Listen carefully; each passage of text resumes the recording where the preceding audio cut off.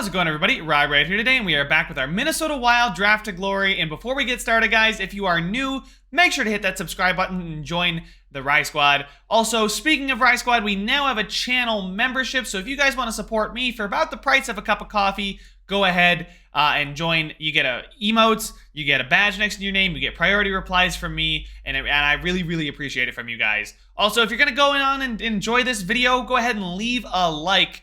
I also have a Discord server down in the description. You can click the link and join. You get to talk to me. We chat. I've streamed games like NHL 2K9. I actually just started booting that up the other day. Pretty fun to see throwback thing like that. The Atlanta Thrashers, which could be a franchise mode, I do next year. So subscribe if you want to see that. But we're ready to go here. At the end of the last one, I traded away Hunter Jones, and I know some of you might not have liked that idea. But I think I'm ready to just go ahead and move on from Hunter Jones. He was playing awfully. Tucker Tynan's been playing okay. And Jesper Wallstedt's been playing pretty solidly down in the minors, considering he doesn't have a very good team in front of him. As far as the plus-minuses on the defense, they're fine. So hopefully a little bit of an upgrade in goaltending. Changing the forward lines around a little bit with Rossi, Kaprizov, Greenway, Fiala, Johansson, Nykulin, Takashi, Peterson, Gonchar. Gonchar has, been pretty good this season. He's a goal-scoring power forward, which is what I love to see. He's not very fast. And the forward line's actually been really, really good. They're getting more ice time than you might expect. And that's because our coach likes to roll all four lines, which is something I figured out at the end of the last episode. Kevin Fiala does lead the team. He was getting that +5 with Johansson, Greenway, Fiala on that second line. I've decided to switch it up a bit and go with the +3/+3, keeping Takashi down on the third line, which I think is a really good idea. And we're going to get up here to the All-Star break. February 1st is coming up, so we'll see how we do. First game of the new lines is a win, and there's back-to-back wins. That's things we like to see. 3-4 straight wins and before our loss. 4-1 is great, especially when we follow up that one loss with 3 more wins and have since moved into second place in the division. Now, that's kind of what I was talking about, guys. We had those 3 games in hand on the Blackhawks. Still have a game in hand on the Blackhawks, and we're 2 points ahead of them. So 3 games in hand on the Stars, and we're equal on points. 2 games in hand on the Blues, and we're only back by 5, so we could really pull up close. You can see Rossi there is over a point per game. Dude is an assist machine, it seems. So we'll go ahead.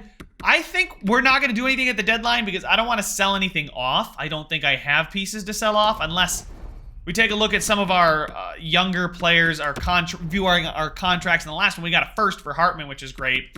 Nykulin wants an extension. I will offer him an extension. I'm probably going to end up giving him 8 years. I mean, Jesus, he's not playing tremendously well to earn this, but I could give him, I'm trying to figure out what 85% is. So about $10.5 million for Nykulin.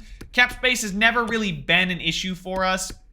He's got 15 goals, 27 assists. That's good enough for 42 and 49. I don't like his penalty minutes, but I'm not going to just let a guy like this go. I don't want to give him a 4-year deal, just walk him to UFA. I feel like 6 years at about $9 million might be a sweet spot. 8 years at about 10.5. 7 years. 7 years could be a good number for him. If we do 11.225 times 85%, I like to use this method just because, it helps me figure it out. So it'd be about 9.5. I think 7 years at 9.8 is a good deal, I think, for a guy like Nykulin, who's got high elite potential. I know he's a two-way forward, but we know he puts up points. He's really good offensively. Like, that is really nice stuff. And his physical category is great, too, for only being 5'10". As far as other expiring contracts, Kalen Addison needs a new contract. Connor Duar is going to need a new contract. So some of these guys down here at the bottom. Addison, what is it going to take to bring him back? 3 years at about 4.8. I feel like 4.8 should be fine for him. 5.5 down would be about 4. Yeah, so we can probably get him for 3 more years at 4.8. I think I'd like to do that. He's an offensive defenseman. He fits the scheme, so we're going to do that. Goaltender-wise, Jesper Wallstedt's up to an 80, most likely because I called him up. And he wants a 2-way deal, so 3 years. Can I do 1-way? If I give him a 7-year deal at $1 million, I would be very, very happy with that. He's projected a starter. Actually, let's just give him a 5-year deal. 4-year deal at like 0.8 would be ridiculously good for me. 1-way deal. I'm cool with that. Julien here, a guy that we probably want to get rid of. we take a look at all expiring, just all skaters. Anybody down here that's got potential that we should probably move on from or could re-sign. Tuzolino is probably a guy I'm going to re-sign. Persaud is a guy I'd like to move, and then Wild is a guy I'd like to move. So if we move Wild, Persaud, Hutchings, and Guy Julian, those few guys are going to be ones I'd like to move on from. We'll see. We'll just try with the goaltender first. Rookie goaltender. Julian is a high. Yeah, I figured we weren't going to get any bites on him. But taking a look here, Tuzolino is a guy I'd like to keep, like I said. Wild, does anybody want him? No, probably not. I figured that much. People want CU. They do. I've seen them want him, but I guess not. Hutchings, yeah, again, nobody's going to take these guys. They don't have enough value. Low top 9 is not really worth much, so we'll probably just end up letting them walk in free agency. But we are ready to go here. We're at February 1st. Let's get to the trade deadline. Actually, I'm just going to sim through the trade deadline. I really don't see any need to trade anybody away. Can't really acquire too many picks. So we'll go ahead and get up to the deadline. Just reassess. Addison is going to take his deal, which is great. So is Jesper Wallstedt, his, 5-year deal at about $800,000. It's beautiful. Nykulin is going to take the 7 by 9 and 9.8, which is under 10 million, is really, really good for me. Can't trade for either of those guys. A loss to Pittsburgh, but then we followed up with 2 wins, 3 wins. We do beat Dallas, which is important.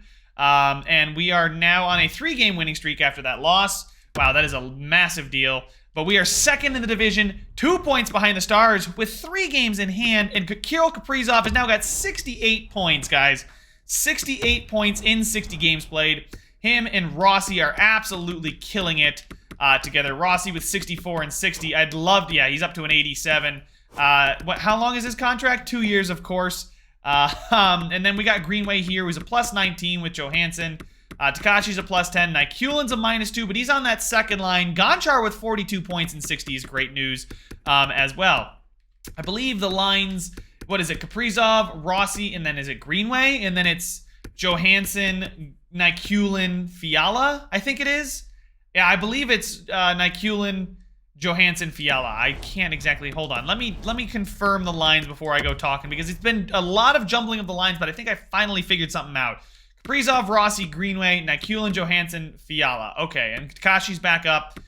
Peterson's up 1 again, and Gonchar is looking good there. Don Jams is up to an 81, looking very, very nice here as a potential leader of the future. The left defender, two-way defender, excuse me. 81, started this season at a 77. Things you love to see is that. And the team's been playing better since I got rid of Hunter Jones, which is good. Maybe the goaltending was the issue, and I just needed to shake the tree a bit. But Peterson with 40 on the third line. He's 2/3. I mean, he's on pace for 60 points on the third line. He hasn't really been moved up. Gonchar and him are doing really, really well down there. Takashi with 53. I mean, you'd expect it. He's been playing on the power play, too, so he's going to get those extra points. Nykulin's on the second line with Johansson and Fiala, and then Greenway is up with Kaprizov and Rossi. So that's probably going to end up changing how the season finishes for those guys. Taking a look at the defensemen, we've got Kalen Addison and Brodin with 20 points. Ruslan Zamanov with almost 20 points. Will Thompson with 17, still a -1. Don Jams with 15 points in his rookie season, and Carson Soucy with 11. Taking a look at the goaltenders, Jesper Wallstedt has only played 1 game so far with a .909 and a 2-goal against average. Tucker Tynan has improved slightly. Goaltending is still an area we need to seriously improve on, but we can't really do that. So we'll advance through the trade deadline here. There's nobody on the roster, nobody scratched, nobody in the AHL worth moving on from. And Beckman, the left winger, I thought he was a defenseman for a second. O'Rourke's up there, though. O'Rourke is looking good. Could eventually become somebody that replaces Carson Soucy. Louis Belpedio is, the AHL is not doing great. We have some guys down here like Henrik Schroeder. I believe this is his first season playing in the AHL. Yes, we finally signed him. He's got 29 points. He's a 74. Hopefully doing well. Same thing with Carter Burkholz, who I have more hope for as a 76 overall. This is his first year since dominating with the Niagara Ice Dogs last year. That was probably a really good idea to let him sit that one out. Franklin Olszek is another guy that we've looked at. Christian Takashi with his 20 points, low elite. He's a 79 power forward, so we should probably take a look at these lines here because I don't think he's getting enough ice time. He is definitely not getting enough ice time. We'll take a look here. Where is Christian Takashi? They didn't scratch him, right? Or am I mistaken that he was as good? There he is. He's a first-line center. Wow. Schroeder, yeah, Schroeder for Sokolov, probably, and then Burkholz for Beckman. +3 on the second line for Beckman, Giroux, and Sokolov. These guys still maybe have an outside chance. Franklin Olszek, I think I'd actually rather play over a guy like Sokolov. Dumont there with Duheim, and then Nico Sturm with James Swan, who's a medium top 9, and then Yahir Glenn, who's a low bottom 6. Defensively, McCoshen, Belpedio, Halishuk, O'Rourke, Malhotra, and Arthur Lane. So just some guys to fill in there. Probably want Halishuk down for Malhotra. Malhotra is a guy we took in the first round, so some high hopes for him.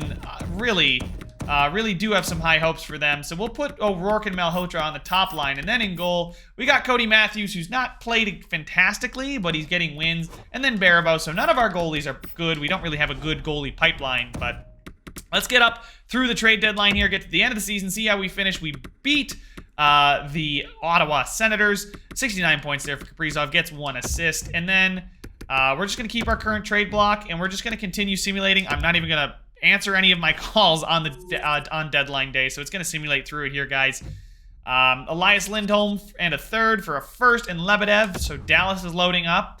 Anaheim gets Kunin and Vakanainen for a first, a second, Stankoven and Larson, which is an interesting trade. And we destroy, and I mean destroy 7-1. We Braziled them. The Colorado Avalanche propelling ourselves into first place. Kaprizov getting 3 points in that 7-1 demolition.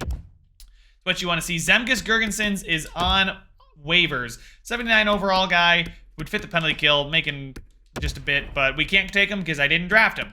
So the Stars, 3 games in hand on the Stars though, but only 1 point back. So hopefully this game against the Stars, if we beat them, we put ourselves in a really good position to win the division this season. And we do take a 2-1 win where Kaprizov, I think, gets a goal, or no, he gets an assist, I believe. He's got 73 and 63, which is what you want to see from a guy like Kaprizov. Hopefully, we'll continue to grow with statistic growth. I know he's a little older now, but he's in the upper 80s. So last 5 games of the season, 4 games of the season are probably going to be more important. So we'll go ahead and simulate here. Win following our win against the Dallas Stars. Go ahead, whatever. The loss to the Blackhawks does hurt, but we follow that up with 3 straight wins. Marco Rossi. Oh, my goodness. Did it edit the lines? Did it edit the lines after the deadline? I am going to promise to get him some more minutes for sure. I definitely want Marco Rossi to be on that top line. I know we're winning a lot, but so let's stop the sim. Stop the sim. Okay, we're good. Kaprizov with 78 and 69.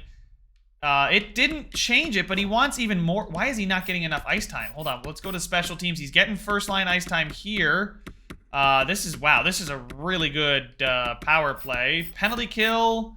Nykulin, actually, Johansson's probably fine with his ice time at 19 minutes. It's probably quite a bit for him. Marco Rossi, changing current line.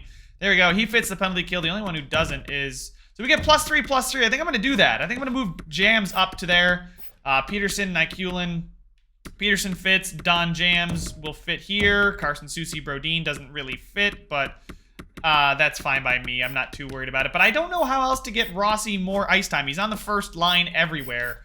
It's probably just a carryover from the fact that he hadn't been playing much earlier in the season, and now he's just fed up with it. But I was giving him more ice time, guys, so I don't know why he's complaining. Can't move him up the lineup anymore. Central Scouting did their thing. Marco Rossi's happy I kept my promise. Okay, I'm glad I'm getting Marco Rossi all that ice time. And you know what? I was worried Marco Rossi wasn't going to grow at one point. You guys remember that? That was a crazy time. But there we go, getting some wins. Back-to-back wins there. We're 48, 25, and 5. Clearly have clinched the playoffs with 101 points. Not going to win the West as the Sharks have 110 points. But we are probably going to win the division. A game in hand on the Stars still. Kaprizov does not have a chance for 100 points. There's no way he's going to get 100 points. He could get 50 assists, but he's not putting in 9 goals, not getting 50 goals. The Lightning have 102. The Devils have 101. The Hurricanes have 100. So we are going to be the second best team in the West, it seems, unless the Oilers surpass us. Hopefully we win this game. We do not. We don't even get a point from it, so we'll sim to the next game here against the St. Louis Blues, who are 3rd in the division and fighting to not play in the wild card. So right now it's looking like we'd play the Blackhawks or the Jets. probably going to play the Blackhawks. Blackhawks or Blues is probably what we're looking at in the first round. Getting the win there is pretty big as we've clinched the division. Kaprizov with 92 points now got himself a goal in that 6-2 victory, I believe, against the Devils, a really good team with 105 points. They are right neck and neck with us, so they are pretty... They're the team we faced in the Stanley Cup that one year, and we lost to them, so that was great. As we take a look back down memory lane, the New Jersey Devils in 21-22, so that's season number 2, they played us. And we lost. That was a little early. We're definitely a much better team than we were then. Now we play the Vegas Golden Knights, who are sitting out of the playoffs and have been eliminated. Wow, the Pacific was a really tight 3-horse race at the top. The rest of the teams were garbage. Versus the Central, which we have quite a few decent teams. The best division was probably... I don't know. You guys tell me what you think the best division was, but we have clinched the first seed, looking like the Blues, unless the Blues get the tiebreaker over the Blackhawks. Can we hit 50 wins? I would feel so good if we hit 50 wins. We are going to get 50 wins, the big 5-0. Kaprizov finishes with 95 points, 52 assists. What? Wow. I said he had an outside... Guys, timeout. He was at 81 in 78? Right? Am I crazy? No, was he at 89? Yeah, he was. He had 89 points in 78 games. And I said with 4 games remaining, he's not going to get to 100. Dude almost got to 100 points. Let's go ahead. Has everybody played 82 games? Yes, they have. So we'll keep it like this so you guys can be a little bit surprised. Act surprised in the comments when we find out who we play. Well, Marco Rossi with 94. Kaprizov with 95. Kaprizov 43 goals as well. Marco Rossi with 77 assists and is an 88 overall. Has clearly become the #1 center. Nykulin's really good, but he probably fits that second line the best with 149 penalty minutes. But he is a shooter. Holy smokes, is he a shooter. If he can just grow that wrist shot accuracy a bit, this dude could be a 50-goal scorer for sure. You don't see guys like this very often that shoot as much as Nykulin does. Greenway there with Nykulin and Johansson.